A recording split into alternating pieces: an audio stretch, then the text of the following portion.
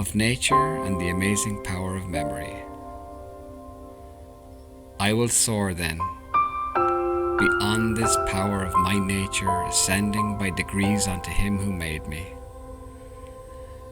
I enter the fields and roomy chambers of memory, where are treasured countless images imported into it from all manner of senses. There, our memory is treasured whatsoever we think, either by enlarging or diminishing, or by varying in any other way those things which the senses had arrived at, and whatever else had been entrusted to it and stored within, which oblivion had yet not engulfed and buried.